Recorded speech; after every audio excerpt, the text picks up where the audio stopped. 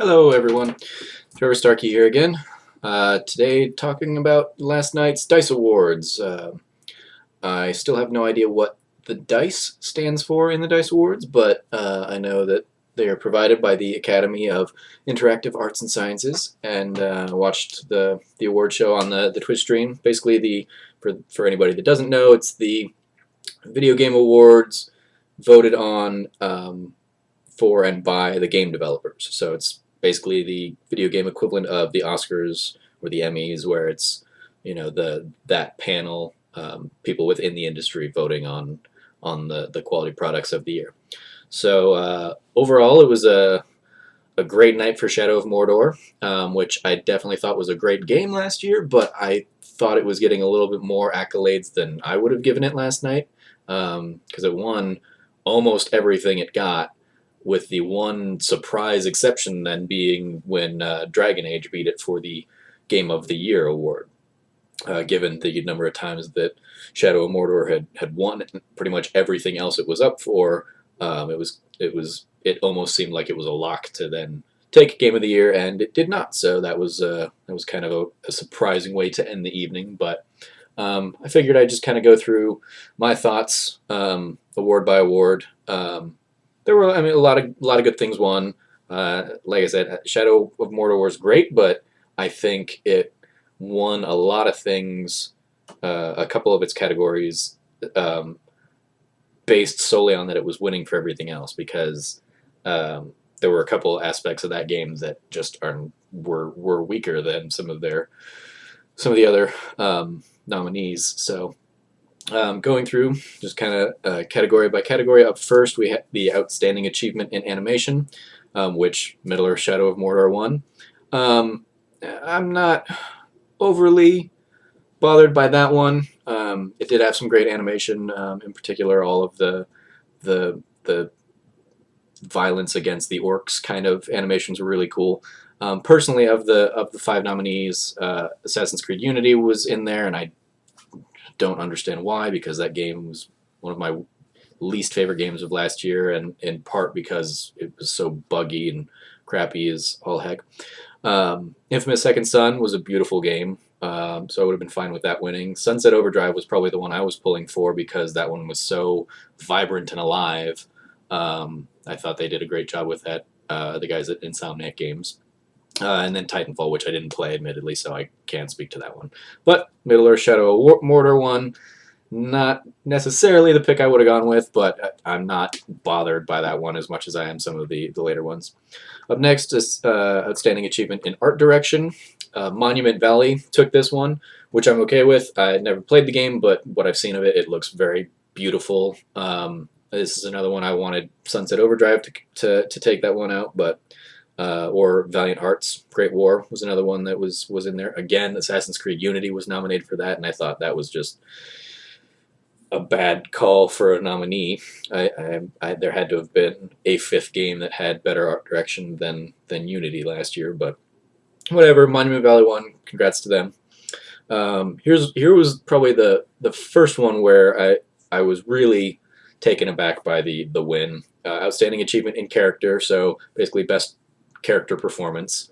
Troy Baker was nominated for 3 for this, and 1 for Middle-earth: Shadow of Mordor for Talion. And my issue with that is that his other 2 nominations, as Pagan Min in Far Cry 4 or Delsin in Infamous Second Son, both of those were better characters than Talion, who's your generic bland protagonist for that entire game.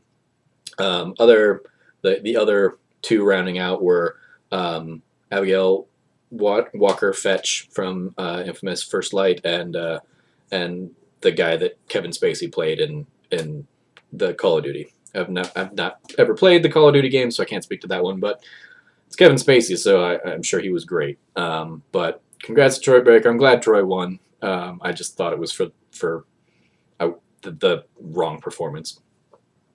Next, Outstanding Achievement in Original Music Composition.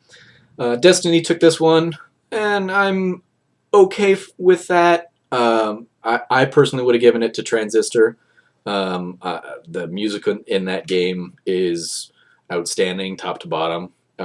Beautiful, beautiful music design. So that was my choice. But Destiny's got some good music too. It's one of the aspects of the game that I can't crap on, unlike the story and a lot of the other things that Destiny does mediocrely. Don't get me wrong, Destiny's still a great fun game, but it doesn't do anything great. But music was one of its stronger points, as opposed to outstanding achievement in sound design, which Destiny also won, and that one was just like the voice acting in that game is atrocious. So I don't get how that won over Far Cry or Valiant Hearts. I'm fine with it winning over Assassin's Creed Unity, but I imagine Call of Duty had plenty of awesome sound design in all of the war explosions and gunfire aspects that probably beat out Destiny 2, because Destiny's sound design just isn't that great. It's not bad, but it wasn't the best of last year. So, but congrats to Bungie on taking that one too, I guess. Here's another one that I completely disagree with. Outstanding achievement in story. Middle-earth: Shadow of Mordor won it and was not a great story. It's a great game, but in large part because of the Nemesis system. That's the big thing that everybody walked away from that game. It's, you can make your own stories, but that's not something that the story that they created for that game is weak. It uses Tolkien lore, but it's very generic revenge tale. They didn't do any kind of anything crazy with it. So I would have been much happier to see really any of the other nominees. You had South Park: Stick of Truth, which was like all the way through one of the funniest games ever, let alone last year. Great writing from the South Park guys. This War of Mine I haven't played, but everything I've seen about it suggests it has an incredibly compelling and dynamic story. Valiant Hearts: Great War, same thing. The Valiant Hearts and then the last one, Wolf Among Us, are story-driven games that were praised in a lot of the coverage last year for their stories. So I thought that was definitely a case of everybody saying, well, we like Middle-earth: Shadow of Mordor for everything else, so let's go ahead and give it this Outstanding Achievement in Story award too. Up next was Outstanding Technical Achievement, which, again, Shadow of Mordor won, and that one I'm okay with, because what they did with the Nemesis system and the way that, that they took what would have otherwise been NPCs that you just slaughter and gave them character and gave them memories and gave them a storytelling aspect. So you've got, Grathmore the Bloodied. You kill him and then he comes back and wants to seek you out for revenge, and it adds a dynamic to what would have otherwise been a pretty straightforward hack and slash kind of game. That is an outstanding technical achievement, and why the main reason that Shadow of Mordor was my number 2 game of 2014. So that one completely well deserved. Kudos to Monolith on that award. That's the most spot on, I think, of all the awards that they did get, was that one. Action Game of the Year. Basically seems to be the DICE terminology for Shooter of the Year, which Destiny took. I disagree with that. Far Cry 4 I felt was a better shooter. I didn't play Call of Duty or Titanfall or Wolfenstein, but at least Far Cry 4 I thought was a better action game shooter than Destiny. That said, I did put way more time into Destiny than I did Far Cry 4, because even though I think Far Cry 4 is a better game, Destiny has that never-ending kind of loot grabbing quest for always trying to improve yourself, so a lot of time can be poured into that, and it's fun enough. for what it is. It's a game that I always describe as it was a jack of all trades, master of none. So it did a lot of good things, okay, but it didn't do anything great. Far Cry 4, I thought, did a few things great, but Destiny won it. So congrats again, Bungie. Then you've got Adventure Game of the Year, which is Action Adventure Game of the Year. This is another one, Middle Earth, Shadow of Mordor one, and this is another one I'm okay with. The competitors were Infamous Second Son, Valiant Hearts, Vanishing of Ethan Carter, and Wolf Among Us. Wolf Among Us, I don't... It's a different kind of adventure, very different kind of adventure game than that and Valiant Hearts than the others. I didn't play Vanishing of Ethan Carter, but... So this is one of those places where it seems that DICE's terminology is kind of too far widespread, so you end up comparing a lot of apples to oranges. But of those 5 games, I would have been fine with any of them. Middle Earth, because it was so high on my own top 10 list of last year, I'm perfectly fine of it taking that award. Family Game of the Year went to Little Big Planet 3, which, given all of the reports I heard of how buggy that game was and glitchy that game was, seems like it was getting by on its name alone.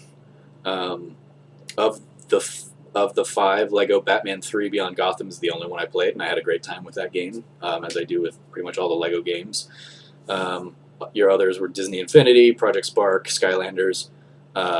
So surprised that Little Big Planet won because of the negative press they got upon launch and how broken that game was. But congrats to them as well. Fighting game, racing game, and sports game were kind of all packaged in together. I don't really play too much of any of these, but Fighting Game of the Year being Super Smash Bros. For Wii U, no surprise there, over Nidhogg, Guilty Gear, and Ultimate Street Fighter 4, which I don't know how many Street Fighter 4s there are, but I definitely remember getting one of the early Street Fighter 4s for when I first got my PlayStation 3 and almost never played it. I just got it because I loved Street Fighter 2 when I was growing up, and I was like, oh, hey, it's a game I can play, and started to play it and was like, hey, I suck at fighting games, so I'm going to sit this one out. Didn't play Super Smash Brothers because I don't have a Wii U, but everything I've seen suggests it's Super Smash Brothers, so they're, still doing what they do. Good for them. Good for Nintendo for not sending out crappy, buggy games or Street Fighters with 15 iterations of the same game. Good for Nintendo for taking their time to make, a high-quality product every year. Spot on. Racing Game of the Year, Mario Kart 8. Another one, same, basically copy and paste what I was just saying about fighting game. The Mario Kart games are great. I haven't played this one, and I barely played the last couple, because they just don't speak to me anymore, but they're fine racing games in of itself, and they're definitely the most accessible, probably, out of Forza and the Crew. Then sports game, I have not been a big sports game person in years, although with World Cup fever over the summer I did sit down and play FIFA 14. Had a good time with that. Enjoyed soccer growing up, so that was a good time. Didn't play FIFA 15, but they won. Congratulations to them. You have Dragon Age winning for role-playing or massively multiplayer game of the year, which Dragon Age Inquisition was my game of the year last year, so I was perfectly happy to see that one. Bravely Default was another great game in there. You had World of Warcraft, Warlords of Draenor in there, Divinity Original Sin, and Banner Saga. Banner Saga in particular, I'm excited for when that comes out to Vita this year, so I'll definitely be picking up that one. But I was very happy to see Dragon Age take that award. Then you get Strategy, Simulation Game of the Year, and I admittedly did not know most of these games because I'm not too much of a PC gamer. The ones I did know of Hearthstone and Civilization Beyond Earth, was no surprise when Hearthstone won. I can't speak to any of the other 3 nominations: Boom Beach, Dungeon of the Endless, or Endless Legend. But Hearthstone, from the little bit I've played of it, it's a fun, good Magic the Gathering light kind of game, so super accessible. Good on them. The Dice Sprite Award, which seems to be most equivalent to indie-ish game of the year, I guess. Given that, I would have given it to Shovel Knight, but Shovel Knight didn't even get a nomination on this. The nominees were Banner Saga, Hohokam, Monument Valley, Threes, and Transistor. I'm very happy Transistor won it. Also would have been very happy on Hohokam. Really, any of those. Threes seems the least gamey of them all for me, but all good nominees, I guess. But really happy that Transistor won, because that's just a beautiful game, great fun game to enjoy. Then you got Handheld Game of the Year, which I would have given to any of the other games. Super Smash Bros. 3DS won, which I hate because for the most part I hate the 3DS as a controller for a Super Smash Bros. Type game, because it's just too. It's not the hardware is just not sturdy or good enough. So I would have much rather been much happier to see Bravely Default, Child of Light, Shovel Knight, or Theater Rhythm Final Fantasy Curtain Call win over Super Smash Bros. Super Smash Bros. On Wii U, whole different story. I'm sure that one is great because that's the kind of experience that Super Smash Bros. Is built for. And I know that everybody loved the 3DS version and the Wii U version. But I am in the minority then, because the 3DS version, the one that I have and played, could not. I was angry. I nearly broke my 3DS many times trying to like that game. The same ways that I did that, earlier iterations of Smash. And it's just it just does not play well on that system for me. So, mobile game of the year. Hearthstone, Heroes of Warcraft won that one. That was no surprise. I haven't played any of the other ones. 80 Days, Kingdom Rush Origins, Monument Valley 3s. I've seen a lot of Monument Valley and 3s. Can't speak to any of the other ones, though. But, again, Hearthstone took the world by storm, so that was no surprise that they won. Standing achievement in online gameplay. This is one. Destiny took it. I was happy that Destiny took it because one of the things that they do right is their online gameplay. It's the first. I don't typically play multiplayer online games. The fact that I could kind of still play the single player experience of Destiny and then occasionally jump in and shoot some other bad guys that other people are doing in the shared world was a lot of fun.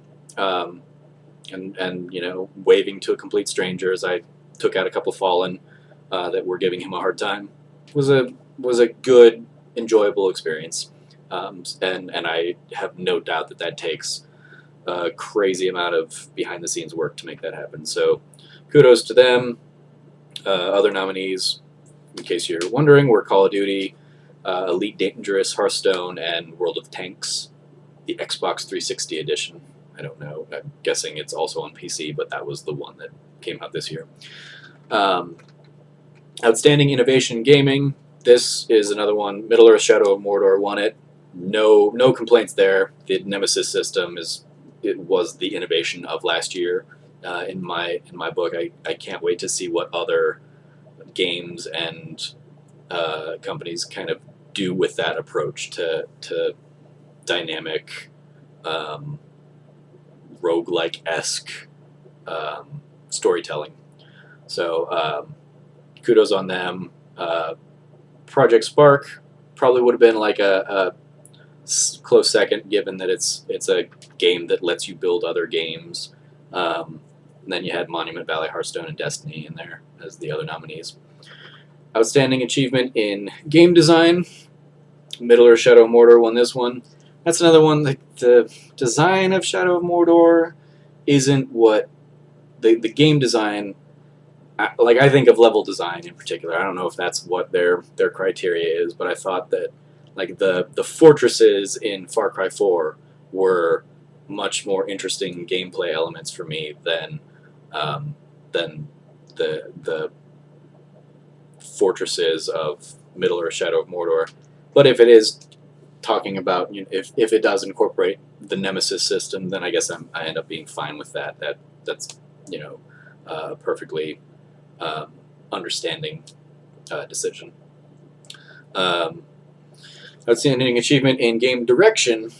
Again, Middle Earth: Shadow of Mordor won this one, and I'm torn on it because from a storytelling perspective, it was severely lacking. When you consider that a year ago, The Last of Us and Neil Druckmann and Naughty Dog won that award, to go from those peaks down to the very middling story of Middle Earth seems to be kind of a huge letdown.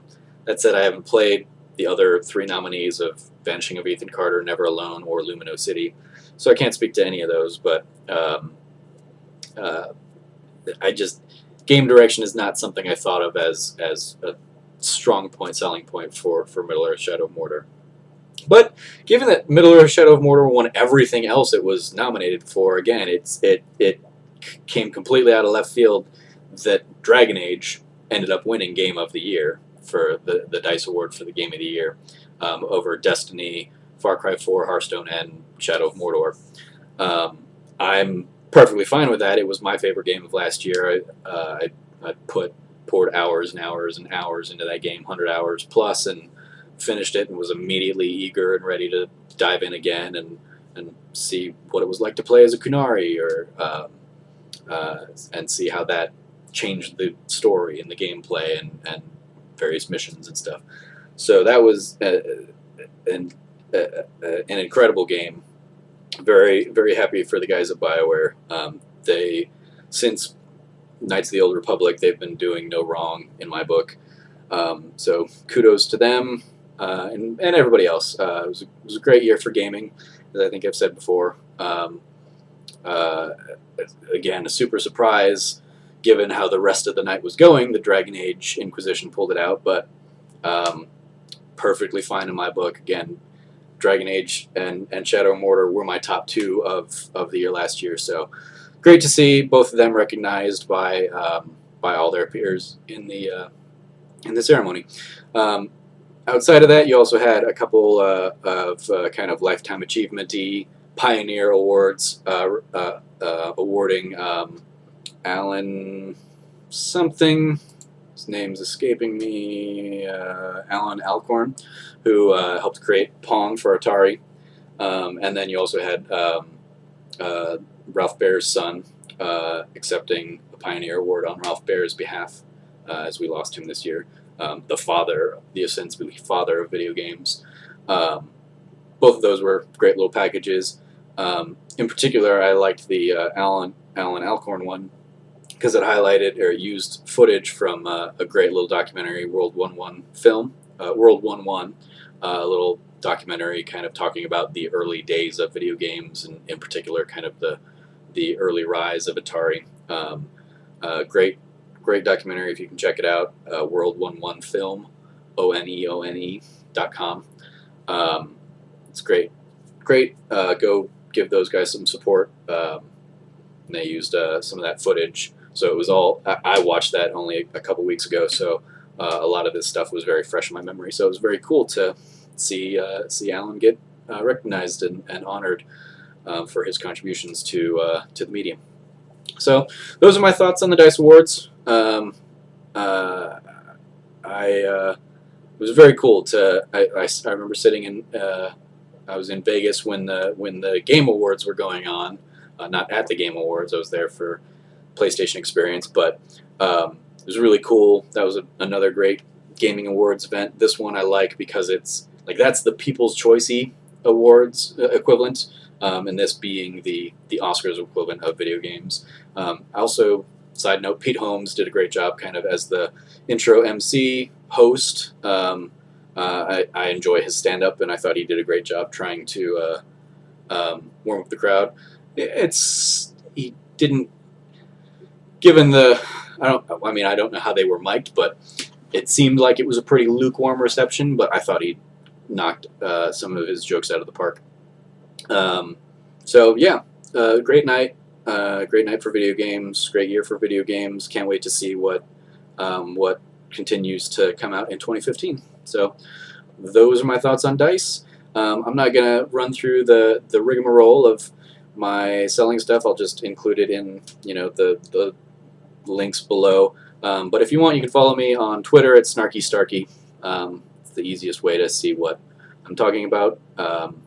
So yeah, thanks. Until next time, keep gaming and be good to each other. Bye.